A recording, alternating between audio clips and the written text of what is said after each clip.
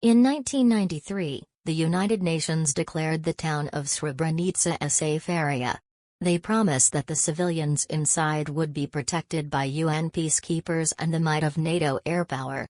But in July 1995, as Bosnian Serb forces led by General Ratko Mladic closed in, that promise evaporated. What followed was the worst act of mass murder on European soil since the Holocaust, an injustice not just of the perpetrators, but of the protectors who stood aside. The Bosnian Serb army easily bypassed the lightly armed Dutch peacekeepers. While the UN soldiers waited for airstrikes that never came, Mladic entered the town, handing out candy to children for the television cameras. It was a grotesque performance of mercy that hid a terrifying reality.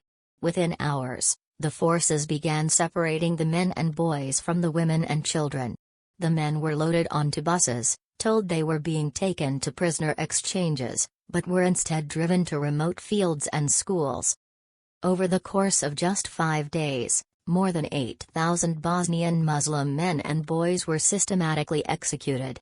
They were blindfolded, had their hands tied behind their backs, and were shot into mass graves. The injustice was clinical and organized.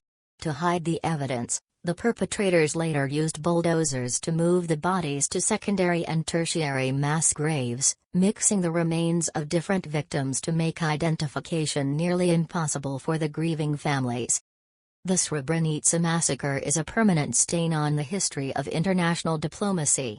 The Dutch peacekeepers, outnumbered and unsupported by their own headquarters, failed to fire a single shot to protect the people in their care. The safe area turned out to be a trap.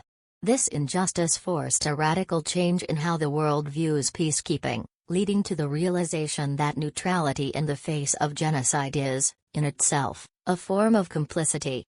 Srebrenica taught the world that a safe area is only as safe as the will to defend it. It remains a haunting reminder that when the international community makes a promise of protection, the cost of breaking that promise is paid in the lives of the most vulnerable.